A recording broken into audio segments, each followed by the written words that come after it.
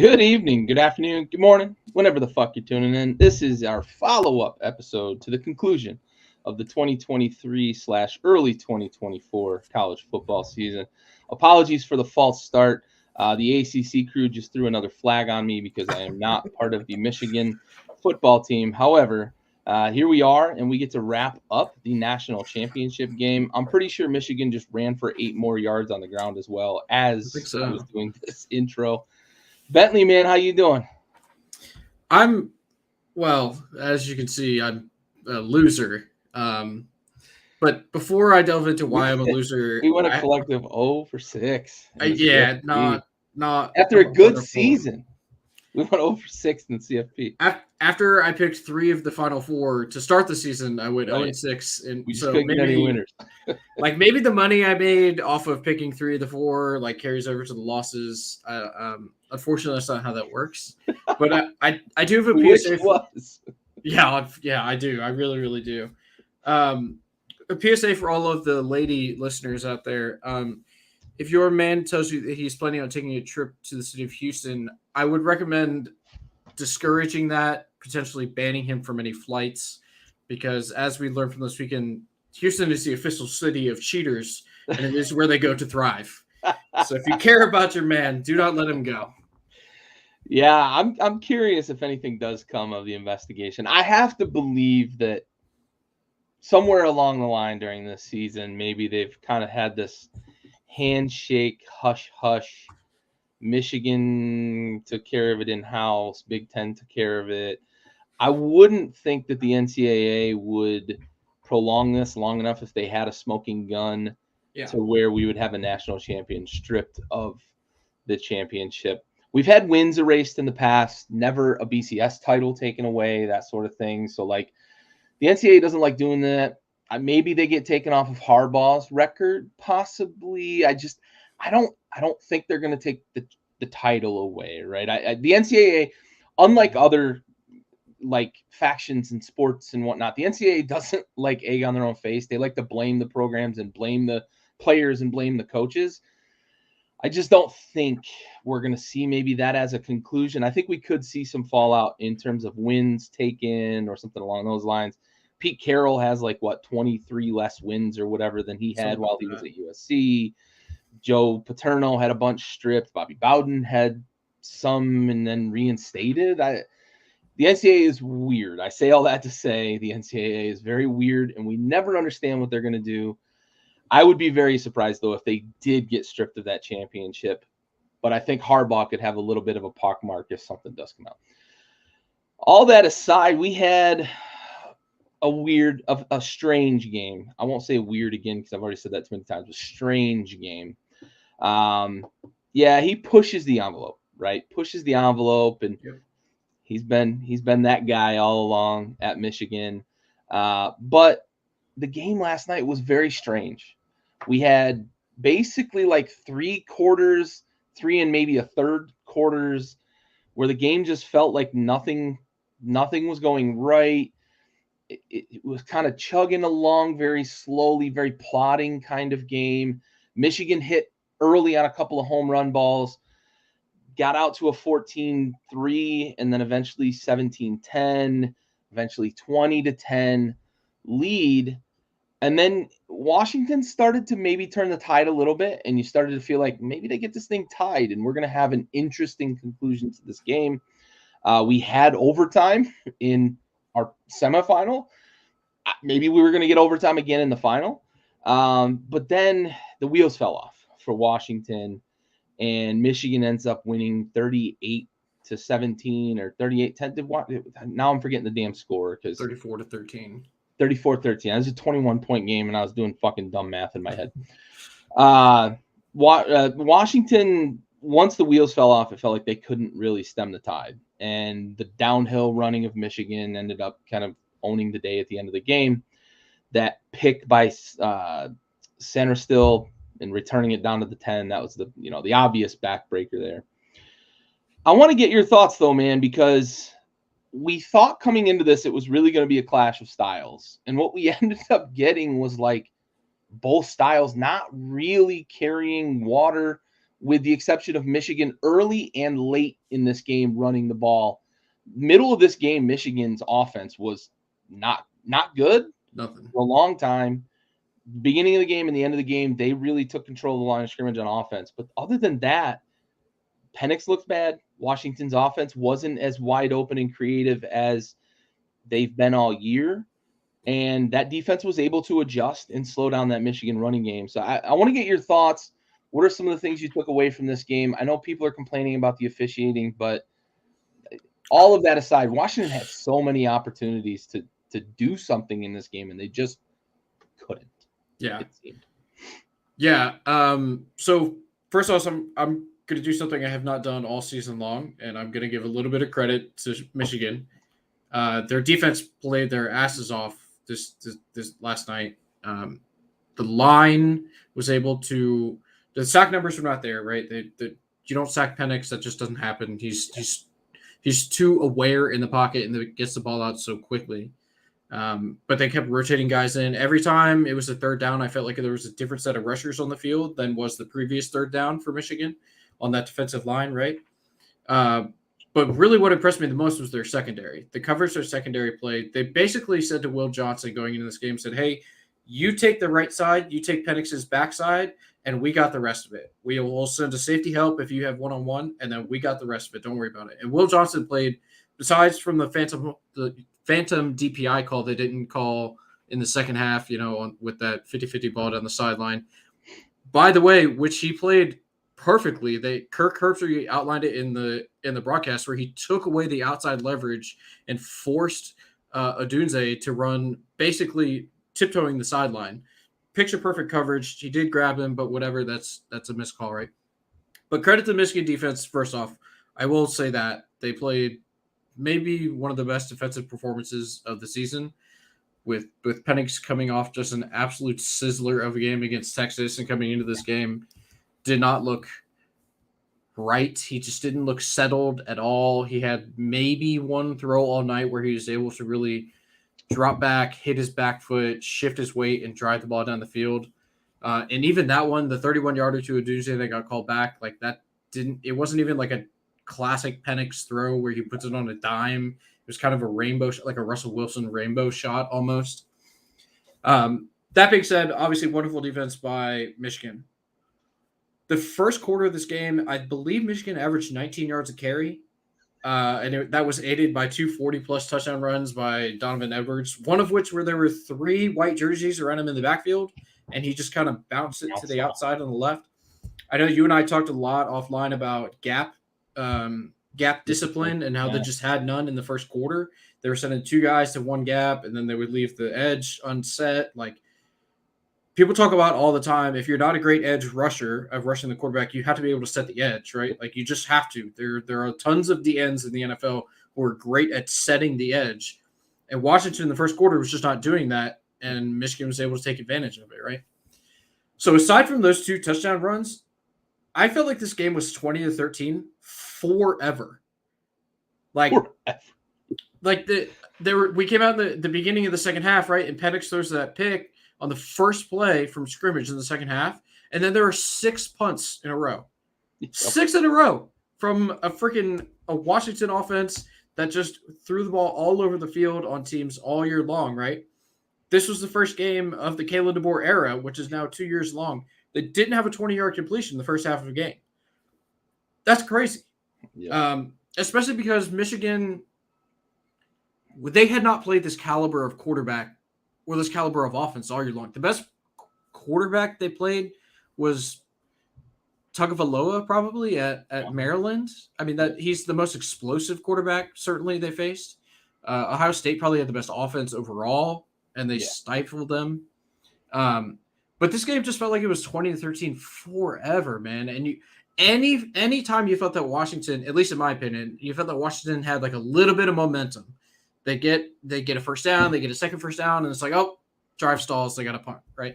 How many false starts on 1st and 10 after a big conversion, dude? It must have been 5 last night, probably. And all of the, like I mentioned, there's a lot of like sympathizers, Michigan haters, and Washington fans that are talking about the flags as like the biggest problem, right?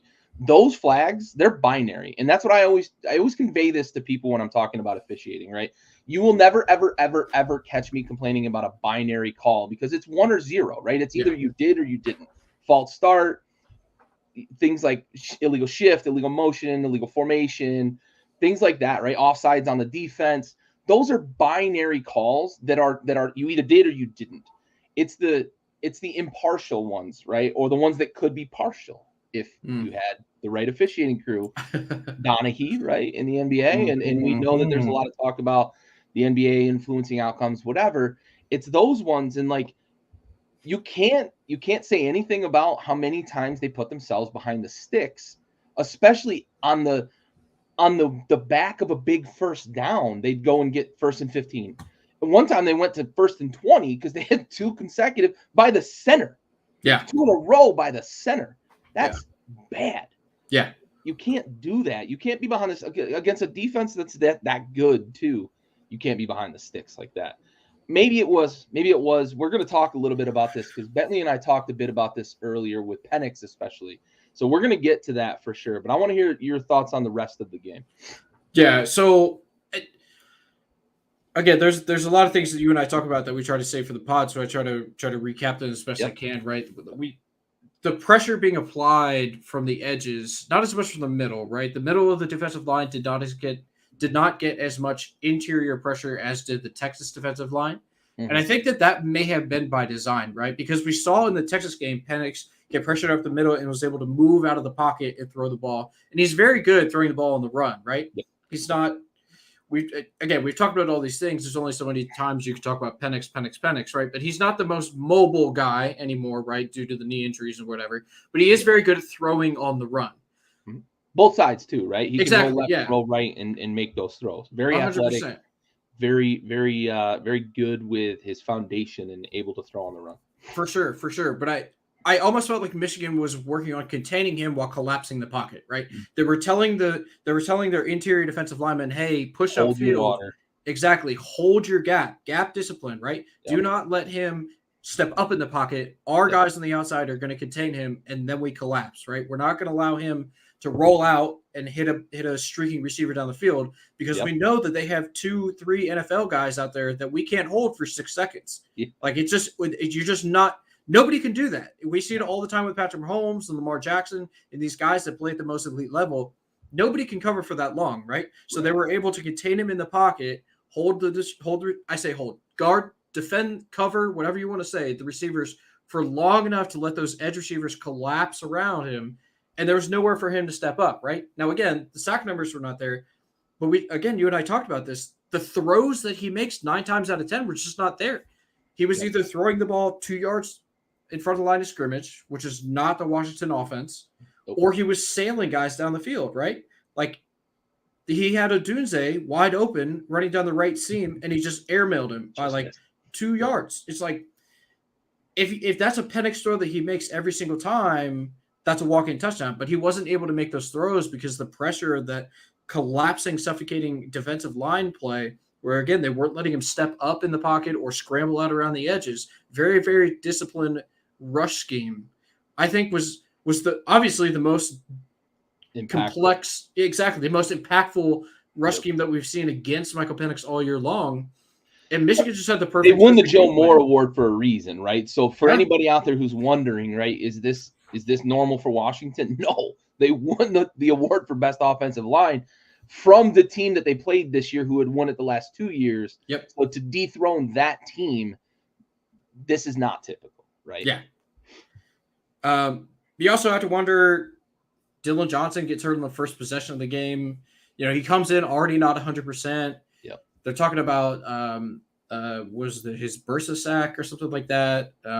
He gets stepped on, his left ankle kind of rolls. It's like, man, he already hurt his right foot in the last game. Now his left foot's injured. Like, he's walking on glass out there. But credit to him for toughing it out, man.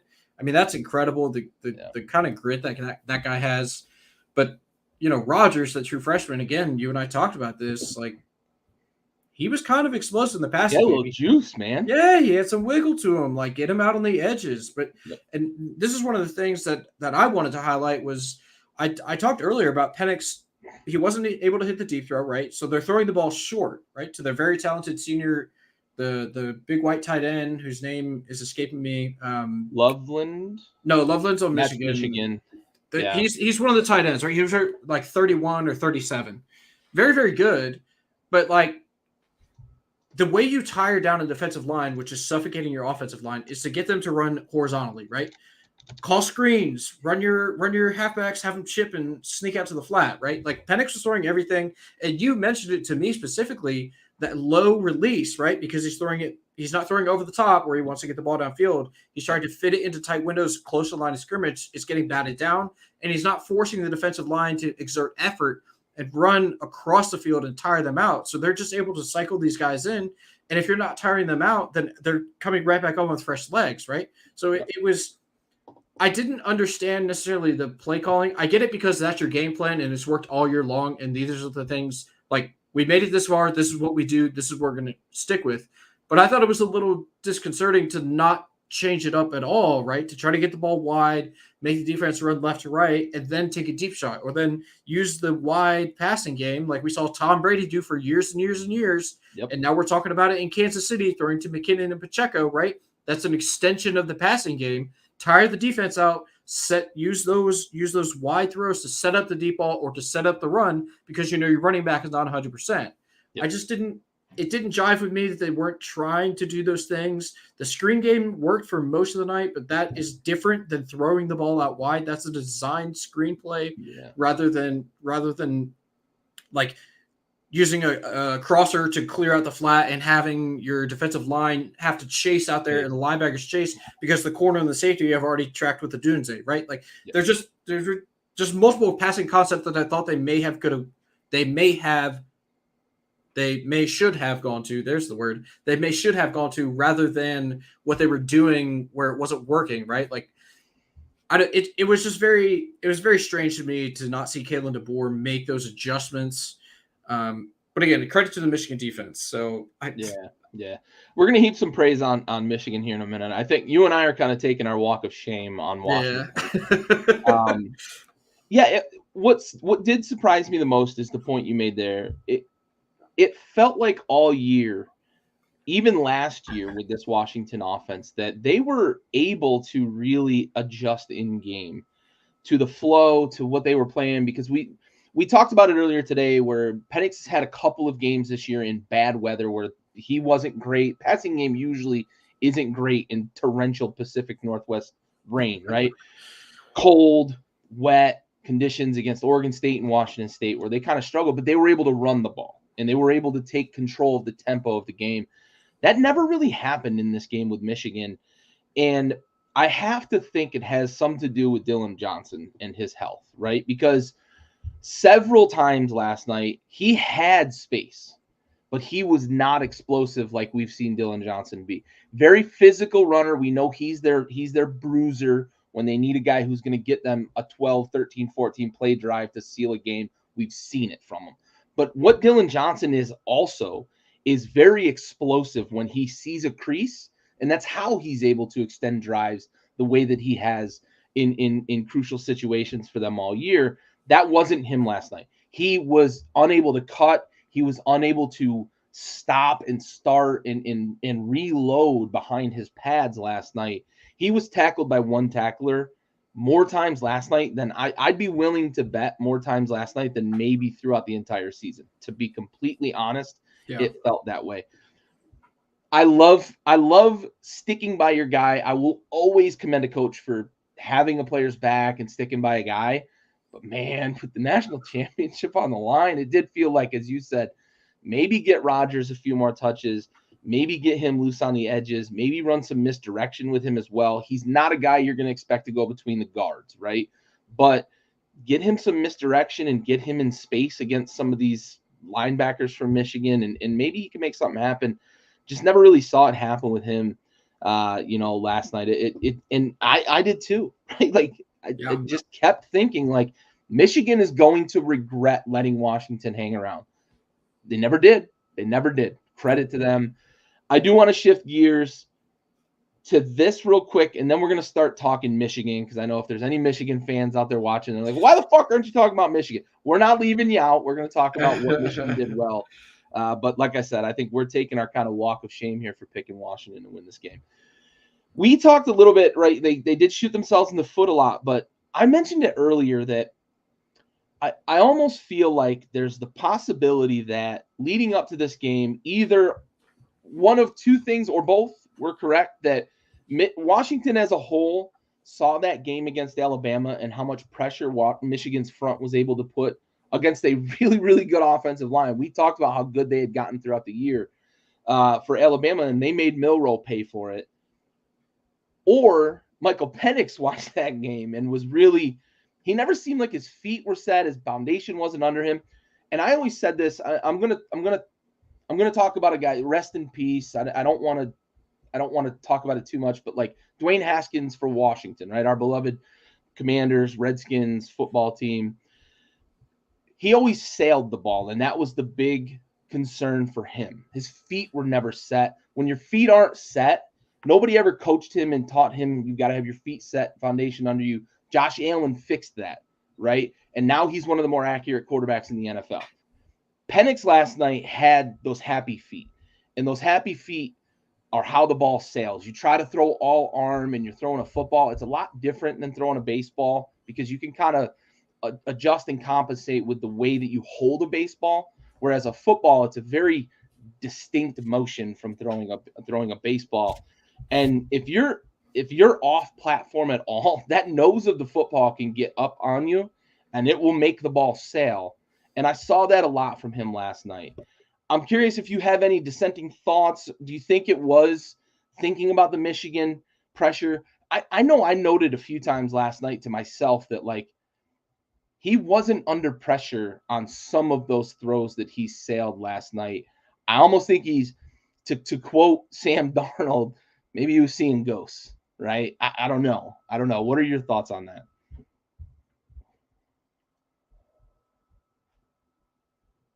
I think you're muted, bud. I am muted. Yeah, I apologize for that. I didn't want to cough in the mic. You're good. So I know that throughout the course of the broadcast, Herbie was talking about how Washington had faced adversity, right? They'd been down in games. They hadn't been down in this game, right? They'd been down in regular season games. To me, it almost felt like Penix was trying to press, right? Like he'd hitch for a half second because he wanted the deep ball, and then he ended up throwing it short, right? And what happens when you do that is you don't necessarily have to be under pressure, right? Like pressure is defined by within like 2 feet or something like that. There's some, right? The pocket can be collapsing and you're not necessarily under pressure. And what happens if you're not under pressure, if the pocket is collapsing, is those defensive linemen get their hands up in the passing lanes, right? So to your point of him being off platform and the nose of the ball can dip or raise or whatever if your feet are not set, right? So when the pocket is collapsing, you have to get the ball out because you don't want to take a sack. Your feet, like you mentioned, are not necessarily set, and that ball has a tendency to do things that you don't want it to do, right? Yep. So when you hitch because you want to hit the deep route, but you end up going short, it gives that extra half second for that pocket to collapse just a little bit more, and you have less room to operate, right? Yep. You don't want to step on your offensive lineman's feet. You want to get your feet set. Well, if they're a half step back, you can't get your feet set, and then who knows what's going to happen. Because as good as he throws the ball on the run, you're still able to plant one of your feet more than likely to get a jump pass off, which is it's not setting both feet, right? But it's better than throwing off platform. A throw on the run is not necessarily an off platform throw. Right, that you're able to grip the ball and you're able to kind of rip it wherever you want, right? But if you are trying to press and you're trying to hit that home run because that's what you've done over and over and over all year long, and you know you have the guys to do it, if you hitch for a second and let that pocket collapse just a half step, right? That's when you have to press. You have to get the ball out. Your feet don't get set. The nose tips, or in instance of last night, typically it goes up and he sails his ball down the field. Or he throws a duck to a guy in a crosser and it gets batted down or whatever, right? It just was not a clean performance from him. And in my opinion, I think he was trying to do too much to make up for his lack of running game. They only ran for like 47 yards, I believe, as a team. 46 yards, right? Conversely, Michigan ran the ball for 300 yards, right? So, I mean, like, J.J. McCarthy, and we can get to him when we talk about Michigan, J.J. McCarthy didn't have to press, right? But Penix was down all game, usually by 2 scores, except for the, 65-minute stretch of him being down 7. But it almost felt like more, right? Like, Washington has the momentum because they're getting all these stops, but they can't do anything. So it's like at some point that running game for Michigan is going to come back. So Penix is like, I have to get this score. I have to get something going. So to me, it just felt like he was holding the ball for a half second longer than he probably should have. He was not hitting his short routes in stride. He was not hitting them with timing, right? And that's where the things that you talked about, your feet not being set, the ball sailing, the ball ducking, throwing bad passes, however you want to describe it. Last night it was sailing on him because his feet, as you mentioned, were not set, and his arm angle was not what it typically would be from someone in that position. Yeah, and for you Washington fans out there, man, 3 touchdowns really is what he kind of missed him on just by missing on throws. Early in the game, when Michigan ran right down their throats and scored the first touchdown, and you go down and have to settle for a field goal, there's no way I would have told you that Michael Penix was going to miss Rome Odunze in the end zone on that throw. Odunze's got a defender near him, but not on him. He's basically wide open, right? In relative terms, he's wide open in short space like that. But Penix is kind of moving his feet and half in between, maybe between trying to run or get out of the pocket, and then realizes he's got a throw to make, and he sails it out of the end zone, and right there's where it kind of started. And I know you and I exchanged like, wow, that's pretty uncharacteristic of Michael Penix in that situation. You got to give Rome a chance, right? And the only person he gave a chance was the dude in the front row of the bleachers there behind the goalpost. But yeah, let's shift gears. Let's be a little more positive, right? We got negative about our pick. We got negative about what Washington did all night. Let's talk about what Michigan did right. They ran the ball early. They ran the ball late. And they leaned heavily on that defense for the entire game, really. But that 65-minute stretch where you said it was 20-13, right? It felt like longer than that. That defense was playing well. In all the complaints that we can lobby all night about, like holding on the defensive backs and whatever you want to say about it, if you're going to get away with it, it's like the Legion of Boom used to do. If you're going to get away with it and they're not going to call it, of course you're going to keep doing it, right? Michigan was doing everything they had to do to thwart those NFL wide receivers. They've got 3 guys that are going to be playing on Sundays at the next level, however successful they're going to be. They're going to be on NFL rosters next season and for years to come in Rome, McMillan, and Polk. And Westover is the tight end you were talking about earlier. Yep. I expect him to be a guy, maybe a second option as a tight end. They've got NFL talent to catch passes.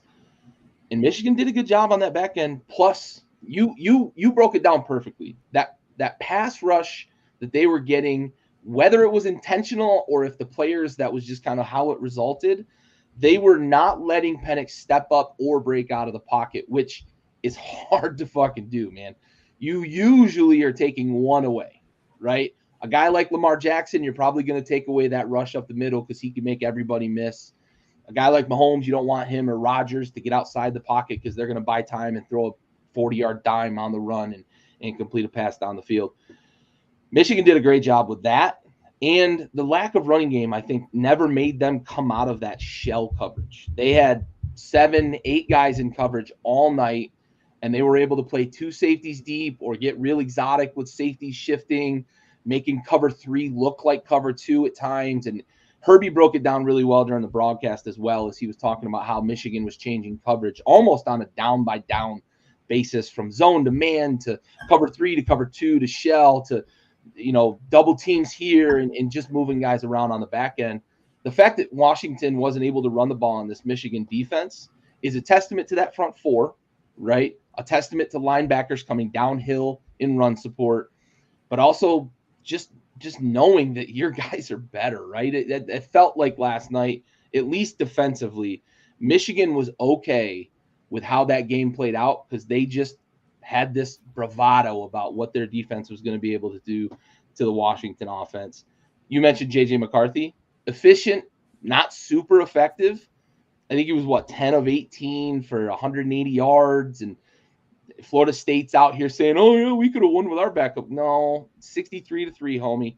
63-3. But JJ did what JJ had to do. Don't fuck it up, right? Don't make mistakes. Don't throw picks. Don't turn the ball over.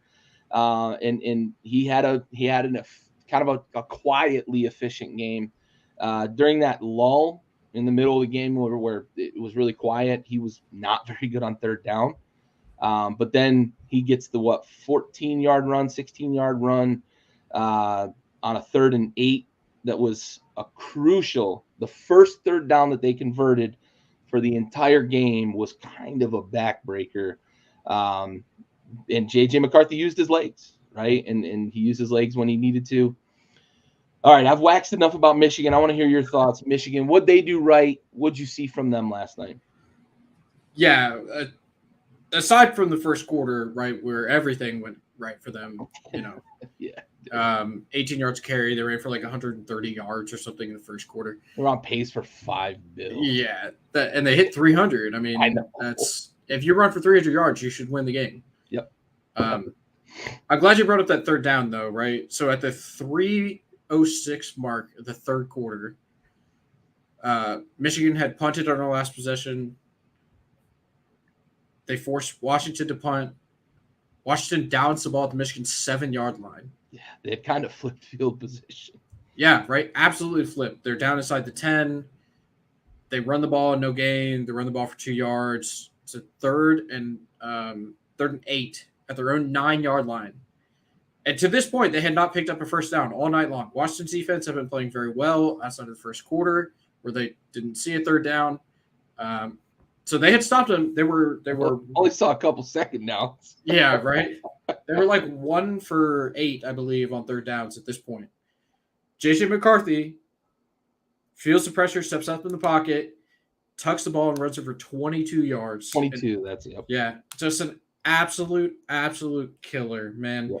Because they go on to punt that possession, right? It's part of that field position back. Exactly. They go from their own 9, where they have the ball, to the Washington's 11 is where they down that punt. And it's like, woof. Man, if you think to yourself, it's like, dude, if Washington gets that ball back with all the momentum, right? They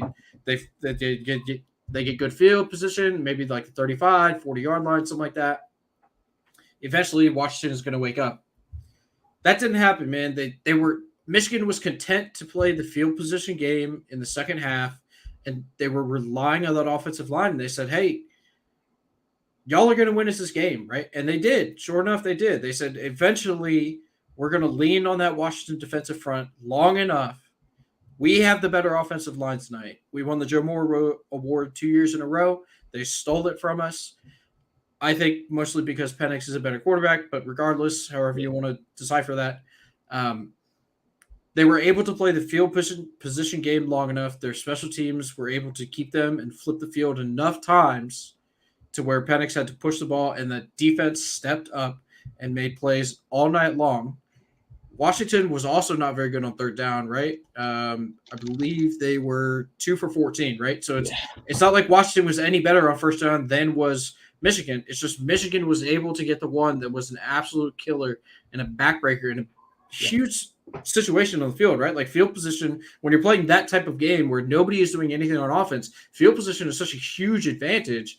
And if you're able to flip it almost 90 yards, like that's incredible, you know? Yeah. So I think that Michigan had a very good game plan on offense coming in. They decided we're not going to make our quarterback do too many things, right? If we get into a shootout, we saw what happened last year with TCU. They lose that game, right? Can't keep up. Exactly. They said, we're going to come in, we're going to run the ball, and then we're going to run the ball again. And whenever they send 7, 8 guys in the box, then we're going to run play action, and we're going to hit our tight end, and he's going to go 40 yards, and then we're going to run it again, and we're going to run it in the end zone. And that's exactly what they did. They credit to them for sticking to the game plan. It worked. They were very effective at running. And then whenever J.J. McCarthy had to, he was able to make most of the passes, right? He had one third down pass where they highlighted on the broadcast, and I saw it in real time. It was an incredible play. The I guess if you're facing the defense, it would be the right linebacker was showing pressure for Washington, and this is on like a 3rd and 3. He simulated pressure, right? So he backs out, turns and just sprints with the back to the sideline. McCarthy throws a good ball. The defender never even looks. He just throws his arms out. Defensive play. Yeah, a great defensive play, but like that's a 3rd down. Michigan maybe gets that one, right? Like if that's not an incredible defensive play, Michigan maybe gets that one. They burn more clock. They keep running the ball. It was an incredibly called game by Sharon Moore, who I think is an awesome play caller because he realizes the advantages and limitations of the team that he has, and he calls plays to fit those strengths and weaknesses. And they did it with the utmost efficiency last night. And, their offense came out and put on a show running the ball, and there's really nothing you could do but tip your hat to them, honestly. They were super effective in the places that they needed to be. And they were able to take a Washington defense who had been surging through the year. And you pointed this out probably not after the SC game because they gave up a lot there, but at some point throughout the year. I know the weeks all kind of run together, but you said that getting lost in the shuffle here with this Washington offense where they were kind of struggling a little bit. You pointed out astutely that like maybe we should be talking more about this Washington defense and how good they are. And you're absolutely right. But this Michigan offense came out and put on a clinic in terms of the ground game. Yeah, they played a lot of bully ball on offense, and they weren't afraid to continue to lean on playing that bully ball. And they never got behind, right? I think that's a huge distinct advantage when you're Michigan is you can just continue to lean on that offensive line as long as you're not playing from behind. Yeah. Yeah, maybe they gave up on it early. I felt like they were still trying to get Dylan Johnson involved. I think the biggest thing is just Dylan Johnson wasn't right. Yeah. Right? I think that's really where it boils down to with Washington is they just couldn't get it going. Penix did throw 50 balls last night and had, I think, 56 dropbacks. I think he had a couple of runs, and Michigan got him maybe twice or 3 times for sacks. But that's a lot. That's a lot of dropbacks. But they just couldn't get Dylan Johnson going, and I think the foot issues really were the biggest culprit in that. All right, let's shift gears a little bit. Let's talk future state of these two programs, because there are times we see like the national runner-up can maybe fall off, or even a national champion that's got a bunch of elder statesmen that move on to the league can kind of fall off. Looking at you, LSU, after Coach O's meteoric year that they had in 2019. Washington actually moves into the same conference as Michigan next year, right? So we're going to see potentially a rematch next year. And in fact, it's not potentially. On October 5th, they will play each other according to the Big Ten schedule here. Interestingly, the Big Ten is going away from divisions. They've always had East-West. It's going to be a non-division schedule, and the top two in terms of the rank or standings in conference will then play for the Big Ten championship. So it could or couldn't be what we've seen in years past where like the Michigan-Ohio State game is a de facto Big Ten championship. It won't be an eliminator game anymore, right? Which is what it's kind of been the last few years because of East-West, right? The West has been really, really weak for the most part. Iowa's really enjoyed that. They probably won't play for many Big Ten championships in the next few years until they get that offense figured out. I want to get your thoughts. Let's start with Washington. We'll save the national champions for last. I want to get your thoughts moving into the Big Ten. Obviously, there's the clash of style in terms of every week they're going to be facing an opponent that wants to kind of slow the game down. A lot of offensive line focus, a lot of running game focus in the Big Ten. There are exceptions. Ohio State will spread things out. Penn State this year tried it a little bit, but then got away from it. Maryland spreads things out. Northwestern in the past has had kind of a spread offense when they had some decent quarterback play for a few years. What do you think is in the future for Washington? They're losing Penix. They're going to lose these big play wide receivers. The offensive line's eventually going to graduate off. They've got 2 that are going to be in the NFL next year, and obviously, that's going to continue to manifest. Can Washington assert themselves in the Big Ten, or do you think they're really going to suffer with the change in focus and the change in style in the Big Ten? So I think this is almost a two-part question, right? So can they assert themselves in the Big Ten / can they remain a viable college football playoff candidate, right?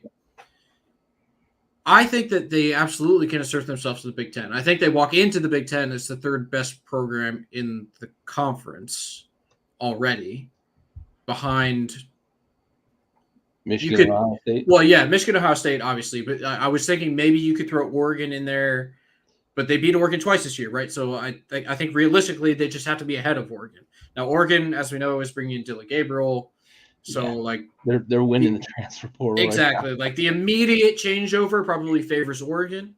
I think long-term success in terms of talking about competing again for national titles and being in the college football playoff, I think Washington is set up to succeed, right? Kalen DeBoer, provided he does not leave, we know he was the play caller there this year. We watched that prolific offense all year long. I don't imagine why now, unless it is a Michael Penix thing, and this is something we can't really forecast out, right? Unless it is strictly Michael Penix just being an elite college football quarterback, I don't imagine that offense is going to look super, super different, right? It'll just be different players. They'll be running the same scheme. They're going to run hard-nosed football between the tackles, and they're going to throw the ball down the field. That's kind of what they do, right? They're exotic with it, and all the plays work in symphony with each other, right? And it's a wonderful thing to see. But that's all orchestrated by Kalen DeBoer. So as long as he is there, I don't have any reason to imagine that they're going to take a ginormous step back, right? And being, as we've seen in previous years, being on the national stage, being in these playoff games is such a bump for recruiting.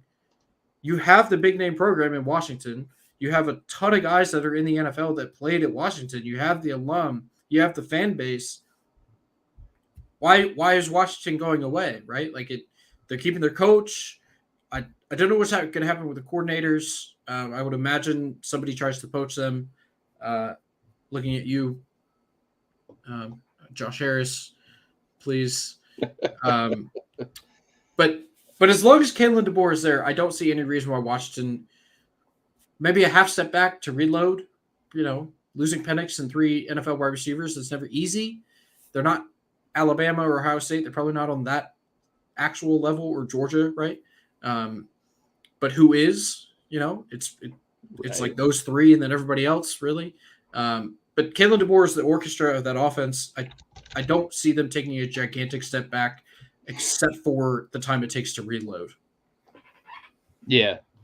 No, I agree with you. And I was just kind of taking a look. I looked a little. I don't know who's going to start at quarterback for them next year. They got this kid, Austin Mack, who's a freshman. He was a guy who had a lot of success in high school, but is he going to be a big-time college football player? 4-star guy out of Folsom in California. Won a state championship it's a tough the SAC Joaquin, which is hard to pronounce or weird to pronounce. But they'd won a state title there. So maybe he steps right in. He's kind of a similar play style, not a body type. He's a bigger guy. I didn't realize he was as big as he is. So he might be even more capable of running the ball. He's 6'6", 225.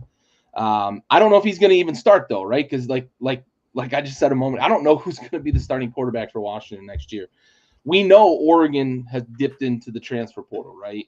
And maybe that's going to help them in terms of that initial transition into the Big Ten. I think, honestly, the Big Ten could struggle a little more with these Pac-12 teams coming in than the Pac-12 teams might struggle with the Big Ten teams, because we've seen the kind of dominance that Ohio State has been able to kind of put their thumb on the Big Ten when they've had a spread open offense with a good quarterback and good wide receivers. And we know that's what the Pac-12 or former Pac-12, whatever they end up being in the end, the Mountain West Conference maybe. We know that's what they're all about though, right? Open it up, a lot of quarterback play, a lot of big play offenses. And the teams that are coming in are ones that have coaches that are very much geared toward that style of offense. So they're going to continue to play that way. And I like the way you put it, right? I don't think this is only Michael Penix, because for those that don't know, if you didn't catch it when they were doing the coach profile before the game, Kalen DeBoer has coached at 3 levels, right? And I say levels because Fresno State's on a different level than coaching in the Pac-12, right? So at NAIA Sioux Falls, at Fresno State, and at Washington, he's compiled now I think it's 116 and now 15 record because they lost last night. He's had uber amounts of success, won 3, I believe, consecutive national championships at Sioux Falls in the NAIA Division III World. Went to Fresno State, was very successful there, and Washington poached him very quickly. He's had the same coaching staff with him since being at Sioux Falls. So implementing that scheme with new players, I think is going to be just easy. And if it ends up being Austin Mack, just another point on him is he graduated early from high school. So he's been with the program for longer than just his freshman year. So just some things to think about when it comes to transition from a Michael Penix to whoever ends up being that next guy who's going to play quarterback for them. They've got more than just Austin Mack on the roster, but I noticed him in terms of his recruiting profile. It looked like he might be a guy that they want to get involved at some point. They've got a lot of talent at wide receiver still in the wings too. We talked a lot about these top 3 guys, but they've got some young guys that I think are still going to be around. I wouldn't be surprised if like a Jalen McMillan comes back for another year. I know he projects to be in the NFL, but maybe he wants to come back and be the number 1, right? After obviously Odunze is going to be a pretty high pick in the draft this year. I don't know what they're going to be able to retain and bring back and whatnot, but I don't think the cupboard's bare. And I also I trust Kalen DeBoer and Ryan Grubb if they end up keeping him, or if he gets poached somewhere for a head coaching gig or gets poached by the NFL, right? I wouldn't mind having him running the show on offense, potentially. Who knows, right, what they're going to look like. But Kalen DeBoer, I think, is going to be the steadying factor. And as I mentioned, he's had success basically everywhere he's gone, a lot of success everywhere he's gone. So I think Washington's going to have an okay transition. Maybe obviously that step back from a Michael Penix to whoever it ends up being could maybe struggle a little in year 1, but I think long-term for sure, I think Washington's going to maintain their status as a big-time program, even in the Big Ten. So now let's talk about the national champions. Let's talk about Michigan, and let's talk about the future for Michigan. The 10,000-pound elephant in the room is Jim Harbaugh going to the NFL? And if so, what does that mean, right? So I'm going to ask you 2 questions on that before we talk about JJ McCarthy as well, because there's obviously the question with him in terms of whether he declares for the NFL draft. Is Jim Harbaugh the coach of the Michigan Wolverines next year? Yes or no? No. Pretty simple. Nope. You think he's done everything he wants to do at Michigan and he's hungry to get back to the NFL? Or is he just tired of the NCAA also? Yes. Yes. I think it's very obvious that he's tired of the Big Ten specifically, and then the NCAA as well, right? Yep. It is very difficult to be a coach in the NCAA Division I right now, with the portal, NIL, recruiting. The NCAA not wanting to give up control. Yeah, like just there's so much noise. Yeah. Whereas in the past, it would have been flip-flop, right? Like, it's so much more difficult to be an NFL head coach because you got to be the CEO and manage ego. So, well, that has now trickled down. Yep. Now that is, and you tell Jim Harbaugh, hey, all you have to do is coach and all the things you're already doing at the college level, right? But you don't have to recruit. You don't have to do with NIL. You don't have to be in someone's living room. Yeah, like come to Ann Arbor. Yeah, you don't have to go camping in a guy's living room, right? Like, because you don't have to worry about the money. We have a GM that does that. Like, all you have to do is focus on coaching the team between the lines, right? Like, that's what you do in the NFL. There are other things, right? Got it, understood. But like your primary focus is what happens between the lines on any given Sunday, right? That's not how it is in college. Right. And couple that with him already being tired of the NCAA and the Big Ten. Why would you not go to the NFL? You won a national title, man. Like you climbed the mountain. You're at the top. You've reached the pinnacle. You have a hand-picked in-house successor in Sharon Moore, your offensive coordinator, who already coached 7 games for you this year. Like, why would you not just hand the keys to him, say, Godspeed, go forth and conquer. I'm out, dog. I'm going to Washington. Yeah, for sure. And let's talk about the fact that Michigan made him take pay cuts because they weren't beating Ohio State, and he's won them a national championship now, and they're probably not going to be willing to give him a raise. Whatever Michigan's doing up there is fucking weird, man. So he's making like $4 million, which is like a third of what guys like Kirby Smart and Nick Saban are making. Mm-hmm. The NFL is going to pay him 7 to 10 years, $70 to $100 million. Now, I don't operate in the millions scale, right? But that's a lot of goddamn money. And I know he's made plenty in terms of his previous tenure with San Fran, and he's made good money at Michigan. $4 million is still $4 million, but it's not 10. It's not 7 years with 70 guaranteed or 10 with 100 guaranteed. You're talking 9 figures guaranteed, because that's coaching contract. We're not talking you're going to get cut on March 1st and lose a bunch of guaranteed money. This is real dollars and cents that he's going to have offered up really quickly in the NFL, because I know at least one team that has him number 1 on their priority list right now is in charge of a hungry fan base, in charge of a franchise that has a lot of history and tradition that was ruined by a fucking toddler for 25 years, and deep, deep, deep pockets. So I promise you Washington's going to offer you 10 a year, bud, at least. And they're not the only team that's interested, right? So Harbaugh's going to be able to kind of call his own shot going back to the NFL. He's going to be able to kind of handpick his situation. Is it a team with a high pick? Is it a team with an established quarterback? Is it a team that, has a bunch of draft picks that they can build around a guy that's there, that sort of thing? He's going to be able to call his own shots, and I think he's going to have control and a GM that's going to be willing to work with him. I've heard rumors that like guys out of Baltimore might be linked to Washington, might be linked to other teams, and we know that the Harbaugh name exists in Baltimore. His former DC is coaching right now for Baltimore. The head coach there is his fucking brother and was at the game last night, right? So I'm with you. I think he's gone. I think it's the NFL. We're going to talk about maybe on the NFL, on the Blitz show, about landing spots, but do you have one that you think he's going to land at in the NFL? Do you have a favorite?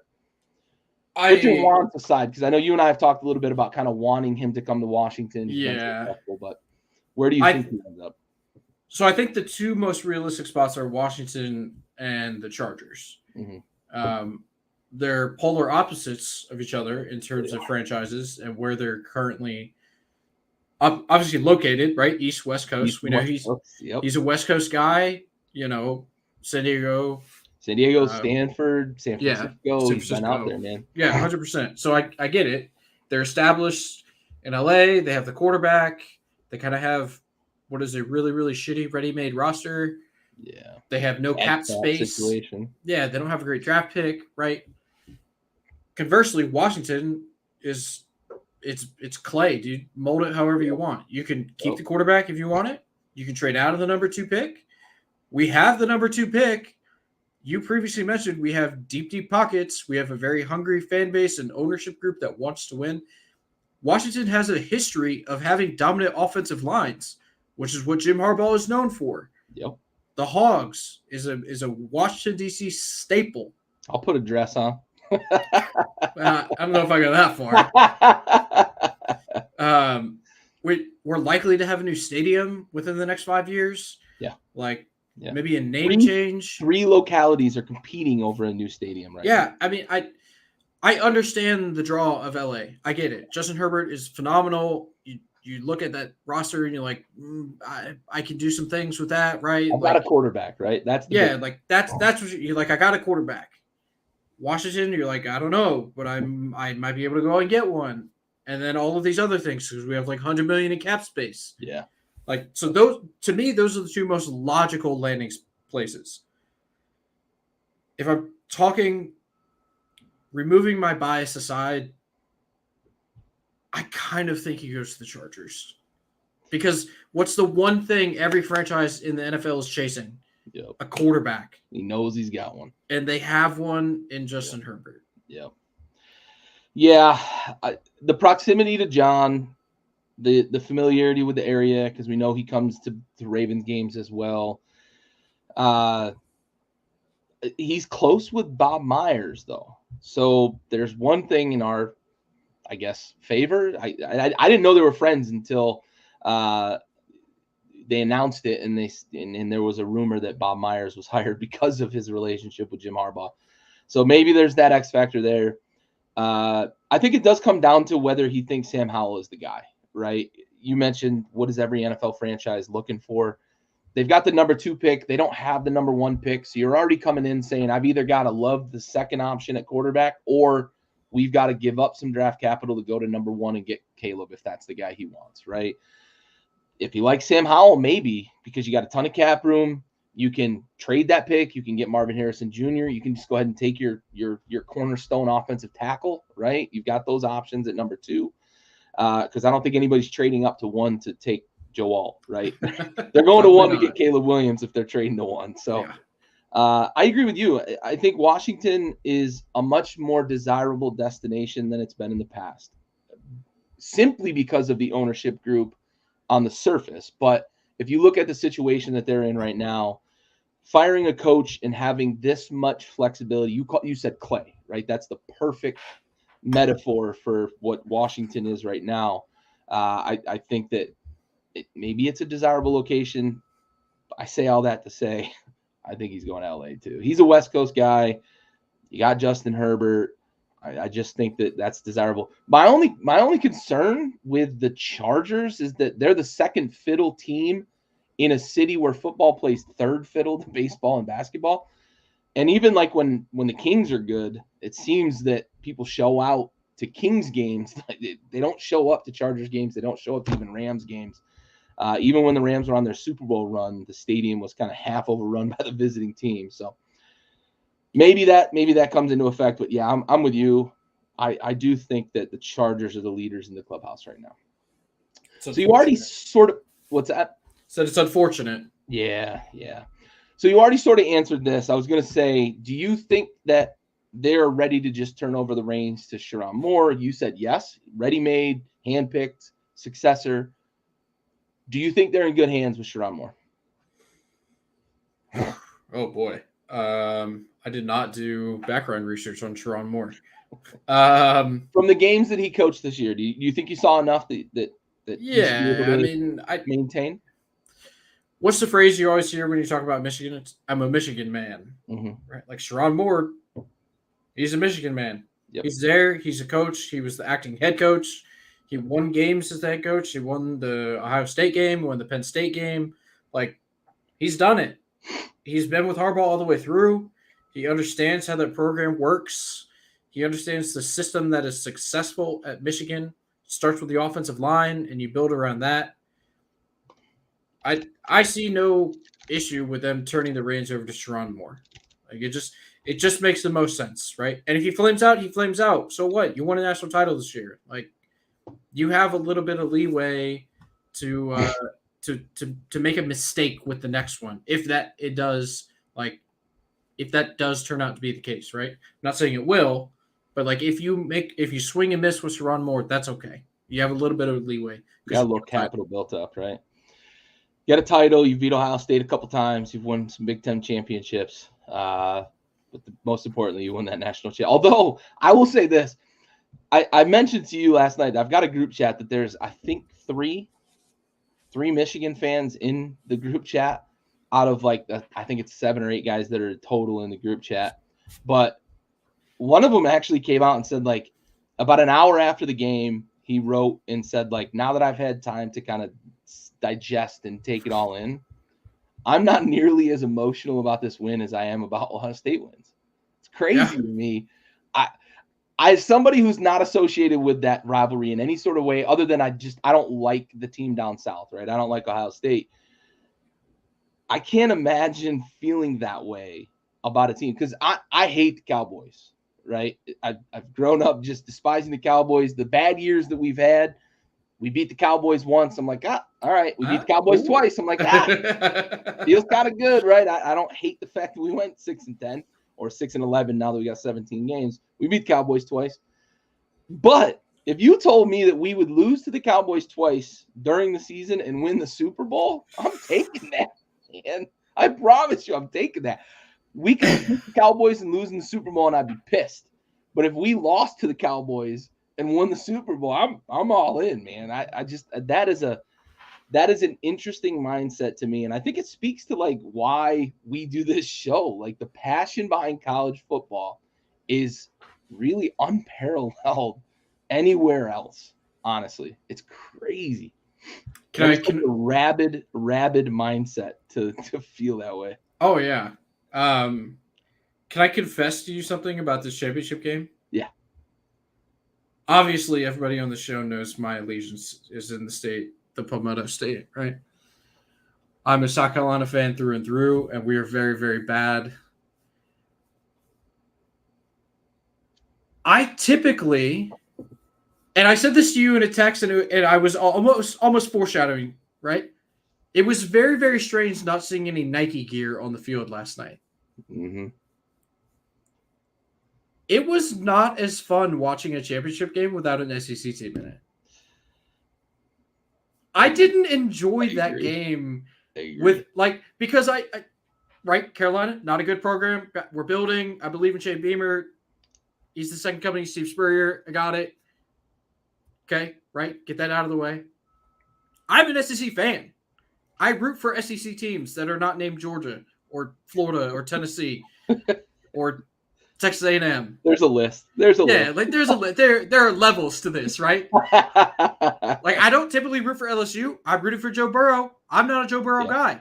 Yeah. You know this. I'm not a Joe Burrow fan. I rooted for him like no other in that championship game, in that whole year, right? Don't get me wrong. I love football. I love college football more than any other sport, right? Yeah. It's the best. I thoroughly enjoyed that game. But I was not emotionally invested in that game. Like, I have very real SEC bias. And not having an SEC team in that program, I didn't like – there was no pit in my stomach when Washington went down 2 scores. Like, it wasn't like I didn't have – I gambled the game, right? So, like, there's money on the line, but money is money. That comes and goes, right? Like, there was no fiery, burning sense of passion and pride in my stomach because like I have to hear the Big Ten talk about now I hate the Big Ten. I root against them in every sport, but like I don't care that the Big Ten won this national championship because they beat a Pac-12 team, right? Like I can still be like, well, fucking Georgia probably should have been there. I hate Georgia, but hey, they may have been the best team, you know? Yeah. Like it was I feel like I'm being blasphemous saying this, right? That game was awesome, and I love college football so much, but like,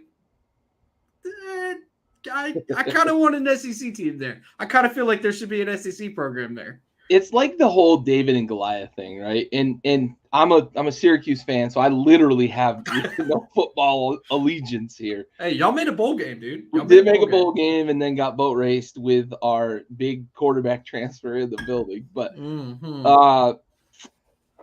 I agree with you, man. It's fun to be able. I think as the impartial viewer, it's fun to have the SEC in it. Because I'm either like with Burrow, right? I rooted for Burrow. I've got a soft spot for Saban. I love Nick Saban and what he does and what he's about. Georgia, I have this weird kind of like, I don't like Kirby Smart. I don't know why. I don't like him. It is what it is. I appreciate how good they are and how dominant they've been over the last few years. But I just like being able to either have a reason to root for or against the team, and the SEC feels like they give you more of that, or it's a lot more fun to hear other fan bases who just want to hate the ACC and have to watch them or listen to them as they watch an SEC team win another fucking BCS or CFP championship. Yeah. It is super, super fun, and it just makes it more intriguing when there's an SEC team. Because, like, who was I going to hate on last night? I don't know. Michigan, maybe. I don't have a feeling either way about Michigan. And I definitely don't have a feeling either way about Washington. I can appreciate what each team was bringing to the table. But, like you said, I didn't have a pit in my stomach when Washington went down. I picked them. Oh, no, I'm going to get another pick wrong. Woo!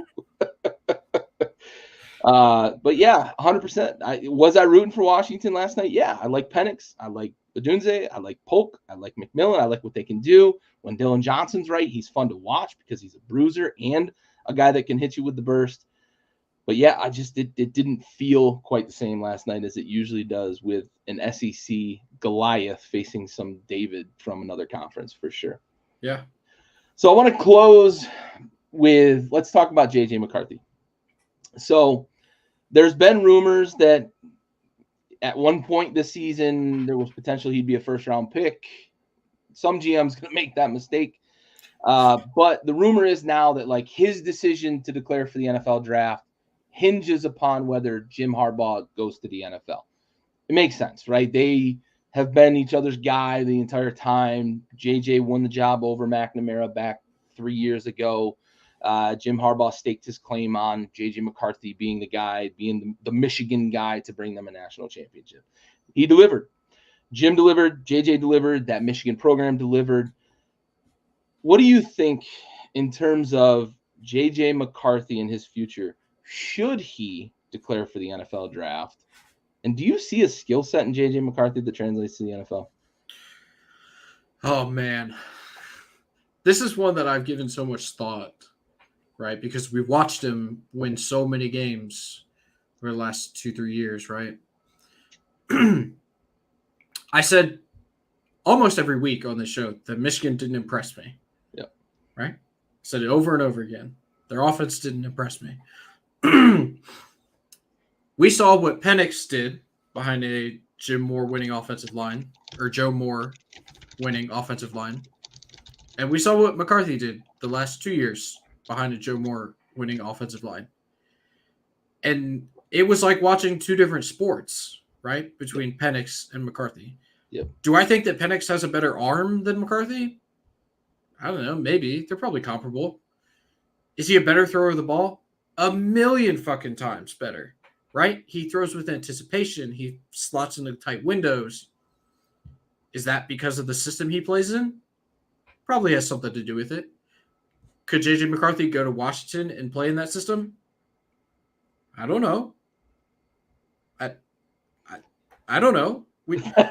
Like the system, the offensive system that they run in Michigan is so, I think the right word for it is insulated, right? Oh yeah. They do things. They protect the quarterback position a lot. Exactly. And I talked about Sherrod Moore knowing the strengths and weaknesses of his team and calling games according to those attributes, right? I think there's a reason that the only third down they converted last night was a JJ McCarthy tuck and run. Yeah. Right? Now, we talked about the good throw that he made, that the linebacker made an awesome defensive play on. So, like, that's when I don't knock McCarthy for that because he made the right play, sure. Right? Like, that was a good throw, and it was just an even better defensive play. Yep. But, like, name me another good throw from that game last night. I can't think of one, right? I mean, he made some throws, but they were pretty easy windows, right? They weren't, like you mentioned, the tight window throws that we see from guys like Penix and some of the other guys that we look at and say, yeah, that's a next level type throw. Yeah, for sure. So I think that given the opportunity to do more, I think that he can do more. You know who I see a lot of in McCarthy? And this might be a strange comparison. I think he's like a Tyrod Taylor. Ooh, okay. Because McCarthy has an arm. He can throw the ball, yeah. Right? Tyrod Taylor can throw the ball. They both have very good legs. Like we've seen it for multiple years. McCarthy is very good at running the ball. Like that. That's not lost on anyone, right? Remember his freshman year, right? McNamara was the guy on passing downs, and McCarthy was the guy on running downs. Yep. And they have that again now with Orgy. Fumbled all the time, but yeah. I think that McCarthy, given the opportunity, could do more. I don't think he's going to be great in the NFL. Yeah. He can be a spot starter. He's a passable NFL quarterback, right? Especially in a day and age where we see quarterbacks go down all the time, and there are a million guys that start games in the league now. Yeah. Like if he turns into a Tyrod Taylor where he plays 10 years and is a backup for 7 of them, that's good, right? Like you can retire off that. I mean, there's only about 75 of them in the league on a given year. Yeah, and like if you're one of them, it's pretty good. It's not bad. I don't envision a world where JJ McCarthy develops into a superstar NFL quarterback, but I also don't envision a world where he's just a very bad quarterback. Like I don't think he's good. I don't think he's. Yeah. I think he's fine. Like maybe he's a Daniel Jones, and you just run an offense like that. Like yeah, maybe something like that.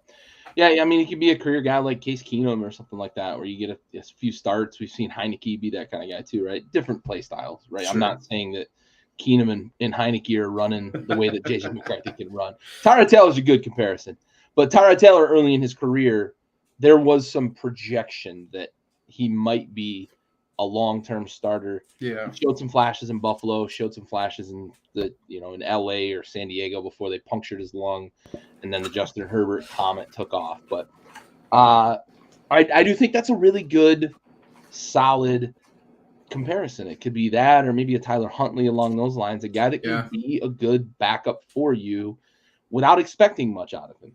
I don't think he's a first-round pick. I think if you take him in the 3rd round, knowing that he's a camp guy who's going to compete and be able to run scout team and be your backup on Sundays, fine.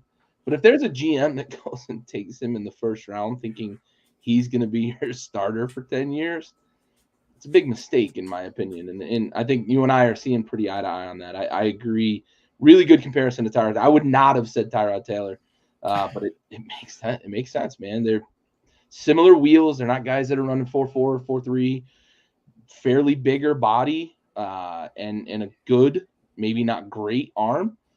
Yeah, I like that comparison. You can use that one. Yeah, I've got that one. Consider that one fucking in my back pocket. All right, man. Well, hey, closing thoughts here before we kind of put out a little bit of a PSA for those out there that maybe want to tune in the off season. Any closing thoughts for us here? Yeah, Dylan Stewart, 5-star linebacker, edge rusher, kind of balled out in the Under Armour All-American game. Future Gamecock, not a big deal. That has nothing to do with my sitting down and actually watching the high school Under Armour All-American game. The kid's a stud, 5-star for a reason, coming out of the DMV area. I'm getting my hopes up already for this freaking South Carolina season next year.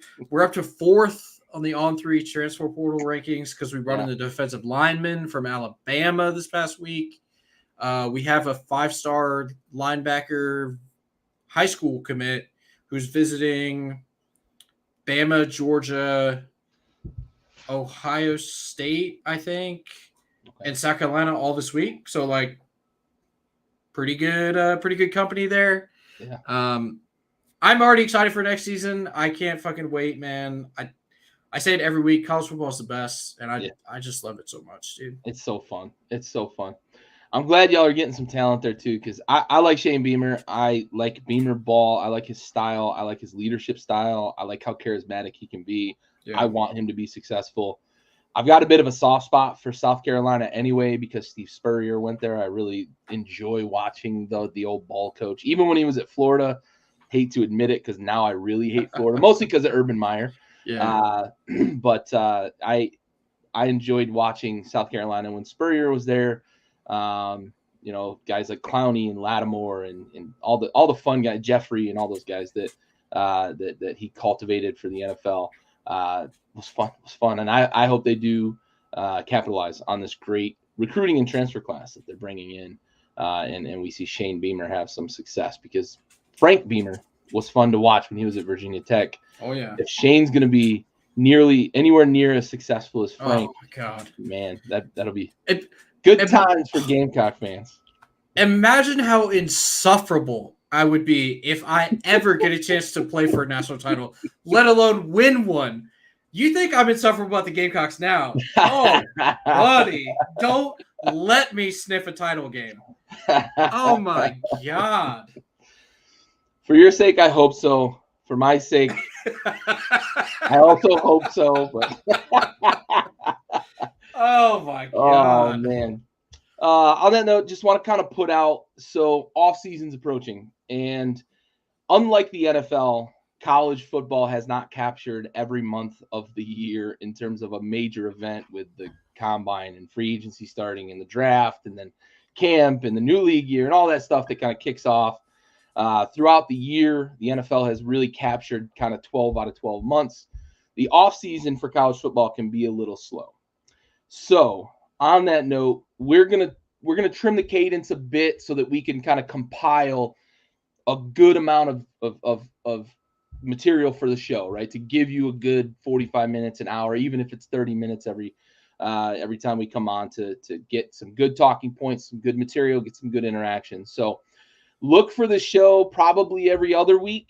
Maybe there will be a gap of 2 to 3, maybe even a month. If it's a really, really slow month, we get into like February, March can be really slow for college football. Yeah. We will post on the page. I will make sure that we get a post on the page to let everybody know, hey, we'll have a show this week or not. Look out for it the following week, etc.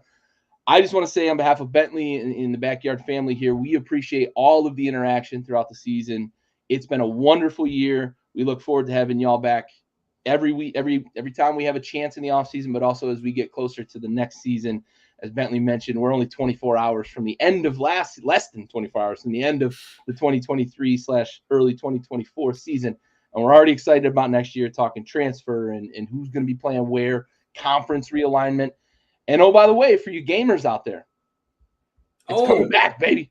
It's coming back. Yes. We've got NCAA football 2025 is what it's going to be called, but it'll be released here in the next 6 months-ish. It's usually June, July timeframe. We get the NCAA football game in preparation for the season kicking off in late August. So keep an eye out for that if you are a gamer. Go ahead. I have confirmation on a topic that we have discussed many times. This is coming straight from the SEC website. The official website is Southeastern Conference. Yes. Wait, I got to get this wording right. Sorry. Previously announced, SEC will eliminate divisional standings beginning in 2024. Beautiful. SEC Championship will feature 2 top teams in the conference standings at the end of the regular season. Beautiful. I know this has been weighing on our minds. Bama Georgia still anyway. I'm kidding. Okay, I'm kidding. Okay, dude. I hope I'm kidding. I hope I'm kidding. But no, that's cool. Listen, to have that many teams and still the divisional thing is kind of weird, the way that they try to do them kind of geographically, and then you're bringing in some teams from really, really, really far away. Yeah. Yeah, for sure. Big Ten, SEC going away from the divisional thing. I think it's going to make it a little more interesting too. We won't have layups, especially in the Big Ten, right? That's where we've seen a lot of layups in the Big Ten championship game, with Iowa and Wisconsin some years getting crushed by Cardell Jones. But yeah, we got confirmation, SEC going away from the divisional alignment as well. So we'll have an interesting approach to the SEC next season, along with the Big Ten. So for Bentley, for everybody here at Backyard Sports, this has been our final season episode of Tailgate Trash Talk, brought to you by Backyard Sports. We will see you in a couple of weeks. Look out for that post on the page. Like I said, we'll make sure we get a post up so that you know when to expect a new, hot, fresh Tailgate Trash Talk episode as we approach the off season. On that note, buddy, thank you for a great season. Thank all of you out there in viewer land. We are out.